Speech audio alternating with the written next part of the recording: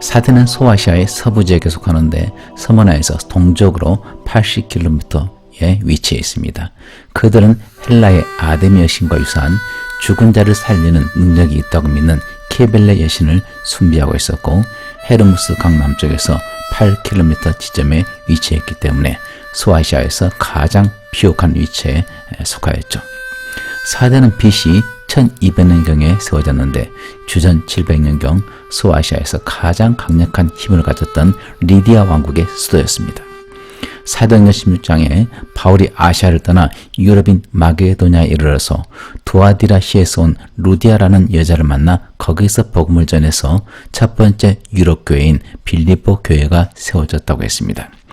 이 루디아라는 지명이 바로 리디아 왕국을 뜻하고 있죠. 즉 빌립보 교회 첫 번째 성도인 루디아 여인의 고향이 바로 사대의 지역인 것입니다.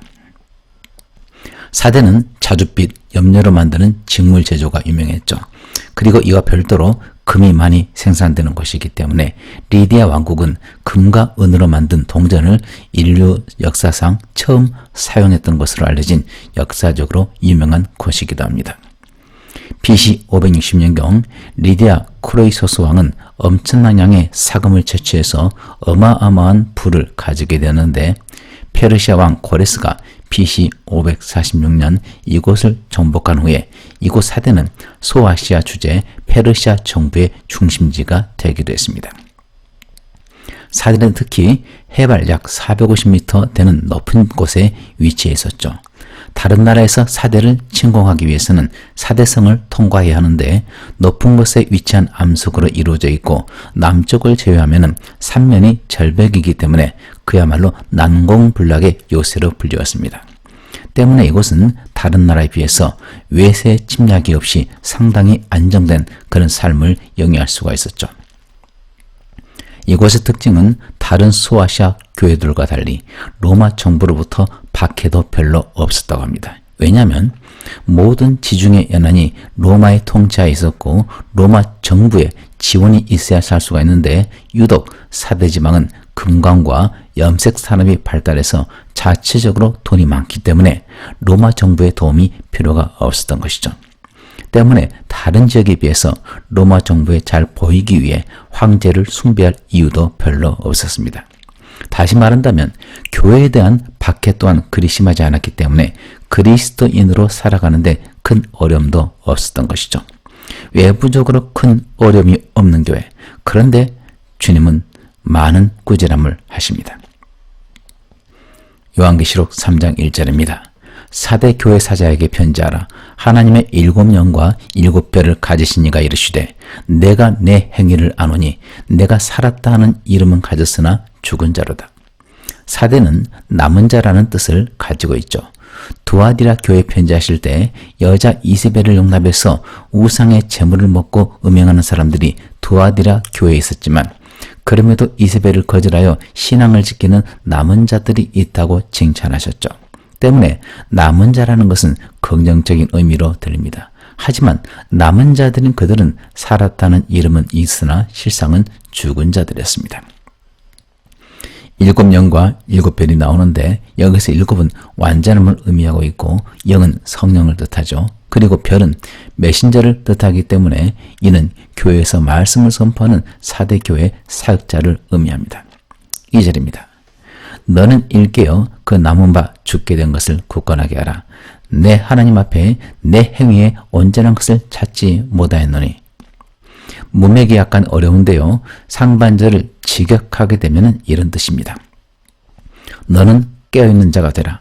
그리고 거의 죽어있는 남아있는 것들을 다시 강하게 버티게 하라. 상반절 말씀을 보니까 사대교회는 심각합니다. 거의 죽기 직전까지 간 것 같습니다.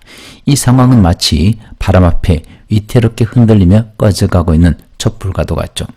조금만 더 이렇게 간다면 곧 죽게 될 상황, 참으로 위급한 말기암 환자도 같습니다. 전에 저는 제가 기르던 식물이 거의 죽게 되어서 그 식물을 다시 살리기 위해 안간 힘을 썼던 적이 있었습니다. 죽어버리면 다시는 살릴 수가 없죠. 그래서 조금이라도 살아날 가능성이 있다면 그것을 살리기 위해서 참으로 애를 썼고 제 수고로 인해서 다시 살아나 새로운 가지가 돋아나고 꽃이 필 때 그것을 감상하며 참 보람을 느꼈었습니다. 당시 사대는 금은부화가 풍부했고 사업들도 번창했죠. 때문에 그곳에 살던 신자들은 사대 지역의 향락 문화로 인해서 마치 꽃이 서서히 메마르고 나무가 죽어가듯이 서서히 죽어가고 있었습니다. 그 상태를 하나님이 경고하시는 것이죠. 조금 더 이 잠자는 상태가 지속이 된다면 남아있는 것까지 다 죽게 될 것이기 때문에 깨어서 남아있는 것들을 다시 강하게 붙들어 살라고 말씀하고 계시는 것입니다. 하반절에서 하나님 앞에서 행위의 온전한 것을 찾지 못하십니다. 하나님께서 사대교회의 믿음을 보십니까? 아니면 사대교회의 행위를 보십니까? 하나님은 믿는 이의 행위를 보십니다. 믿는다고 말을 하는 사람들은 많지만 실제 그 믿음을 행함으로 하나님 앞에서 보이는 신실한 성도는 그리 많지가 않습니다. 영혼의 구원은 믿음으로 받아서 시작이 되지만 행함으로 구원은 완성이 됩니다. 따라서 믿어서 영이 거듭남으로 구원을 받은 사람은 행함으로 혼이 변화를 받아야죠. 이것이 혼의 구원입니다. 그리고 주께서 다시 오실 때 우리 몸까지도 변화되어서 영화롭게 될 것입니다. 이것이 바로 영과 혼과 몸의 완전한 구원이죠. 그러므로 바울은 로마에 있는 성도들에게 이렇게 권면하고 있습니다. 로마서 12장입니다. 그러므로 형제들아 내가 하나님의 모든 자비하심으로 너희를 권하노니 너희 몸을 하나님이 기뻐하시는 거룩한 산 제물로 드리라. 이는 너희가 드릴 영적 예배니라. 하나님이 기뻐 받으시는 영적 예배는 입으로만 믿음을 고백하는 것이 아니라 몸을 드리는 것입니다. 내 믿음을 드립니다가 아니고 내 몸을 드립니다입니다. 만일에 아내가 남편에게 입으로는 사랑한다고 말하면서 다른 남자와 함께한다고 생각해 보십시오. 입술로는 수백만 번 남편에게 사랑한다고 말할지라도 행함이 다른 남자와 함께한다면 이것은 사랑이 아니라 거짓입니다. 가증한 위선이고 간음이죠. 남편이 잃은 여자를 용서할 수는 없는 것입니다. 이것이 바로 우리 그리스도인의 문제입니다. 내 하나님 앞에 내 행위의 온전한 것을 찾지 못하였노니 이 얼마나 심각합니까? 예배당에서 영적인 찬송도 할 수가 있고 눈물의 기도도 하고 가진 것을 구별해서 정성을 다한 헌금도 할 수가 있고 봉사도 할 수가 있죠. 이런 것도 중요하지만 이에 못지않게 하나님 앞에 행위의 온전함 또한 중요합니다. 너는 깨어있는 자가 되라. 그리고 거의 죽어있는 남아있는 것들을 다시 강하게 버티게 하라. 내 하나님 앞에 내 행위의 온전한 것을 찾지 못하였노니 세상 물결 흐르는 대로 흘러가다가는 거의 죽는 것이 아니라 완전히 죽게 되죠. 오늘도 일주일 동안 지은 죄를 용서해달라고 하고 다음 주에도 그런 삶을 똑같이 살았다가는 그런 행위를 하나님 앞에서 보였다가는 정말 죽게 될지도 모릅니다. 그래서 말씀하시죠. 남아있는 것들을 다시 강하게 버티게 하라. 우리의 몸을 죄악의 늪에 빠뜨리면 안 됩니다. 우리의 발이 죄악의 길로 향하면 안 됩니다. 3절입니다. 그러므로 내가 어떻게 받았으며 어떻게 들었는지 생각하고 지켜 회개하라.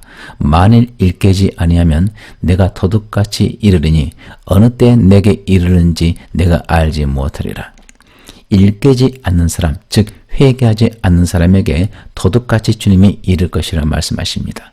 주님은 왜 사대교회 성도들에게 굳이 도둑과 같이 오실 것이라고 하셨을까요? 이것을 이해하기 위해서는 당시 그 지방 사람들이 전에 겪었던 역사적인 이야기를 참고할 필요가 있습니다.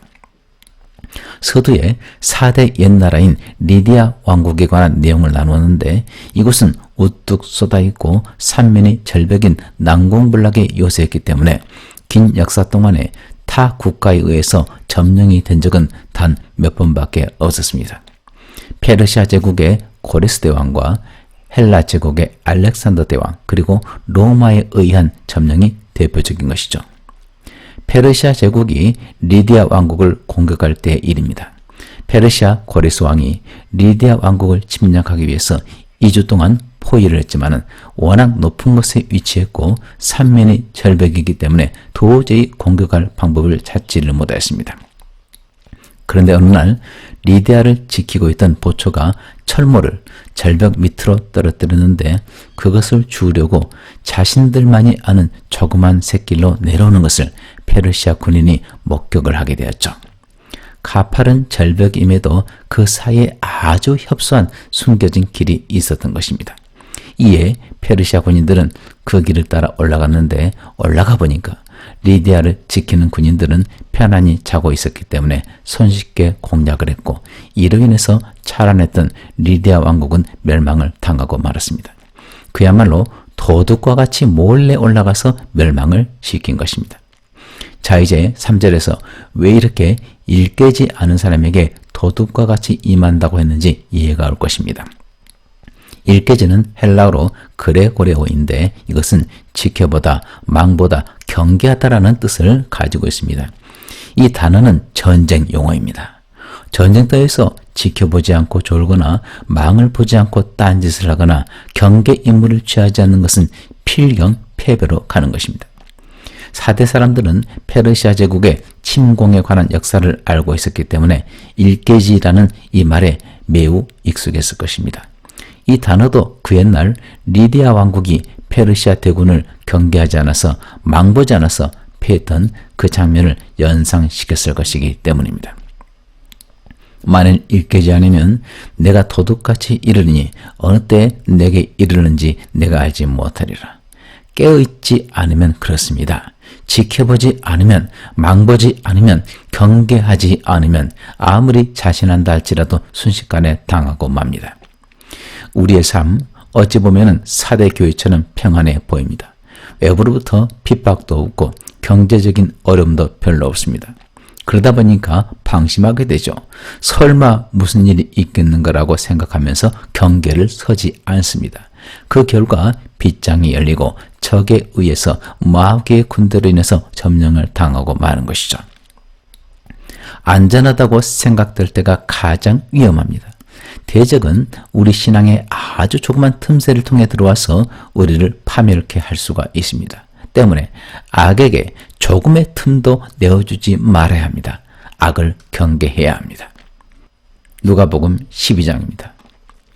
너희도 아는 바니 집주인이 만일 도둑이 어느 때 이를 줄 알았더라면 그 집을 뚫지 못하게 하였으리라. 그러므로 너희도 준비하고 있으라. 생각하지 않은 때에 인자가 오리라 하시니라. 도둑의 특징은 예고 없이 오는 것입니다. 그 옛날 찬란했던 리디아 왕국, 황금으로 잔치를 했던 향락의 도시 리디아의 함락은 한 군인의 투구를 떨어뜨리는 실수에서 안전하다고 생각되어서 경계하지 않고 잠을 잤던 것에서 시작이 되었습니다.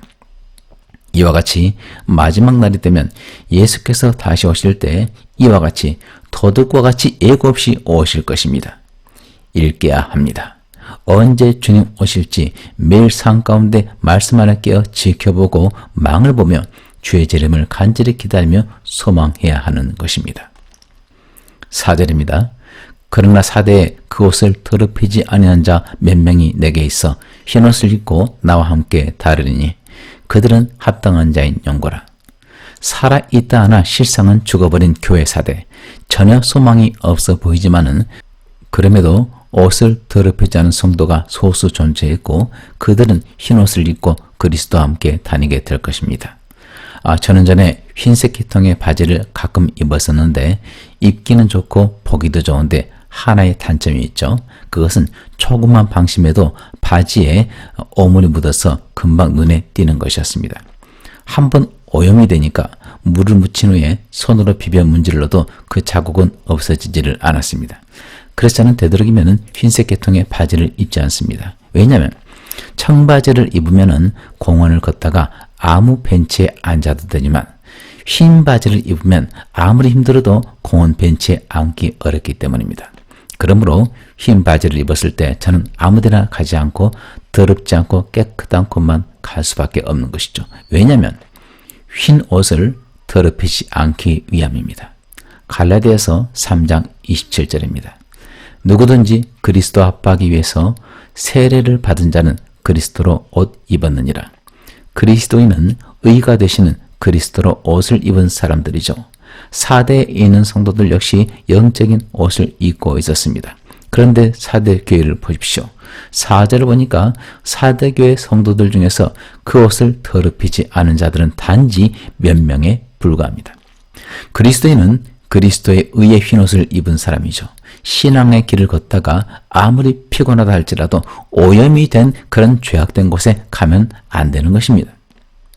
그리스도를 섬기는 신앙생활은 행복하고 감사가 가득하지만 다른 면에서는 불편한 생활이기도 합니다. 검은 옷을 입은 세상 사람들은 영적으로 더럽고 오염된 곳에 가도 표시가 나지를 않습니다. 하지만 의의 흰옷을 입은 성도가 그런 죄로 오염된 곳에 간다면 금방 더러워짐을 느끼게 됩니다. 이런 사람은 제가 봐도 더러워 보이고 세상 믿지 않는 사람들이 보아도 더러워 보입니다.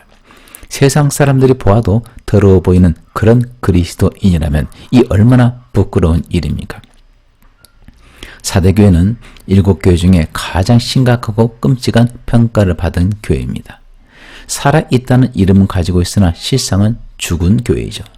다른 교회들은 그래도 외부로부터의 핍박이 심했지만 이 교회만큼은 그런 핍박도 비교적 적었을 것입니다. 외부의 박해도 없었고 발람과 니골라당의 교훈도 없었고 이세벨의 교훈도 없었습니다. 그러므로 4대 교회는 오늘날 우리가 살아가는 현대 교회 모습과 가장 유사함을 볼 수가 있죠. 오늘날 교회는 교회가 세상을 걱정하는 것이 아니라 세상이 교회를 걱정해야 되는 그런 지경에 이르렀습니다. 세상의 빛이 되어야 될 교회가 오히려 세상을 어둡게 하는 세상 사람들의 입에 비판을 당하는 그런 경우까지도 발생되었습니다. 여러분의 영적인 옷은 지금 어떤 상태입니까? 여러분은 한 주간 어디를 다녀왔습니까? 혹 죄로 오염이 된 시궁창을 가서 여러분의 옷이 더러워지지는 않았습니까? 5절입니다. 이기는 자는 이와 같이 흰옷을 입을 것이요 내가 그 이름을 생명책에서 결코 지우지 아니하고 그 이름을 내 아버지 앞과 그의 천사들 앞에서 시인하리라. 이기는 자가 받을 3가지 영광이 있습니다. 첫째는 흰옷을 입는 것입니다. 흰옷 입는 것이 그리 중요합니까? 의문이 있을 수도 있죠. 그런데 참으로 중요합니다. 4절에서 그 이유를 말하고 있죠. 흰옷을 입고 나와 함께 다니리니 그들은 합당한 자인 연고라. 이번에 미국 대통령이 우리나라를 방문했죠. 미국 대통령과 우리나라 대통령이 함께하는 자리에 동석하는 것은 쉬운 것이 아닙니다. 정계의 지도자들 그리고 재계에 내노라 하는 기업 대표들이 함께했습니다. 왜냐하면 그들은 대통령과 함께 다닐 자격이 있기 때문이죠.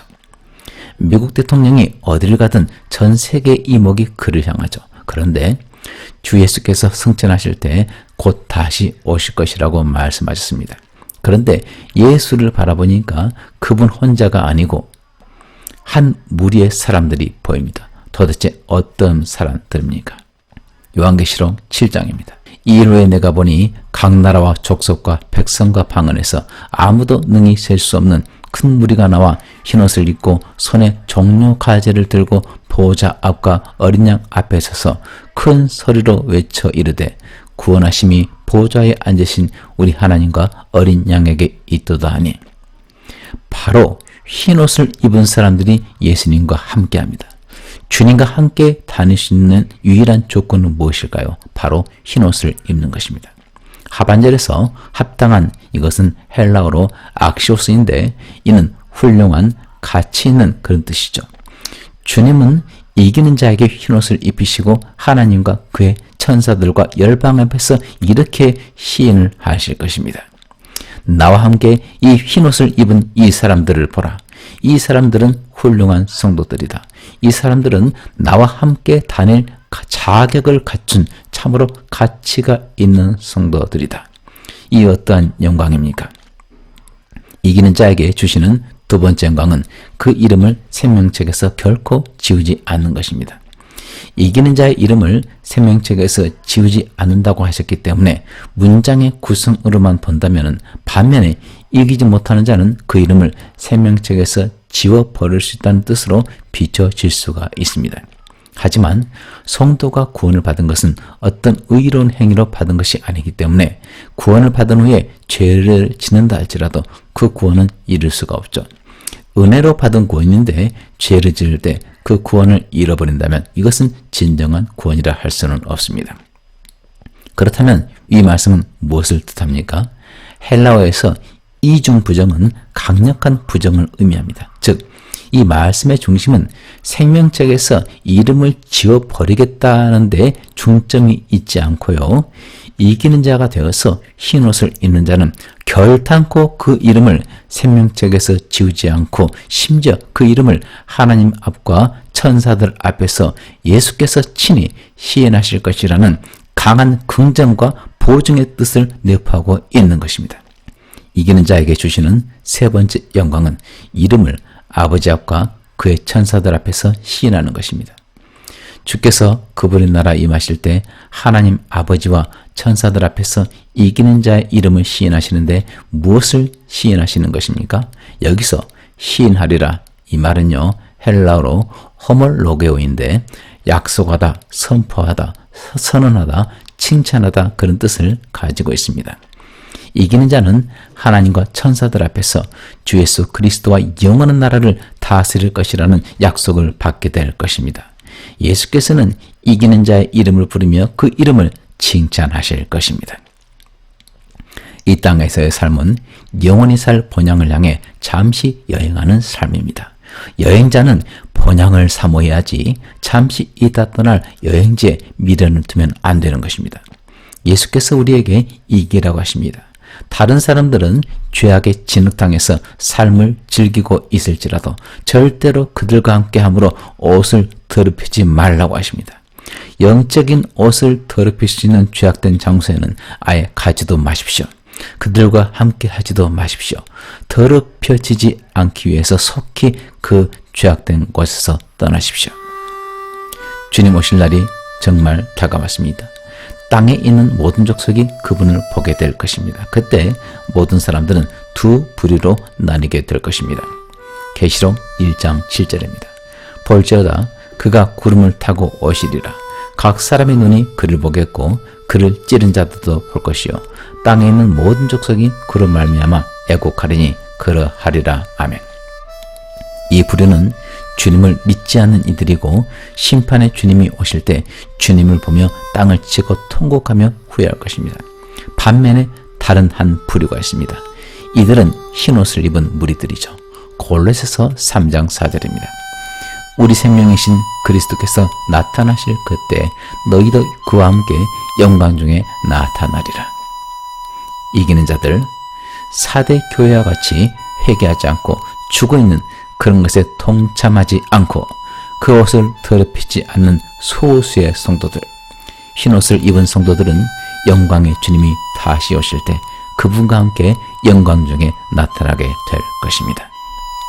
여러분은 어느 부류에 속하고 싶습니까?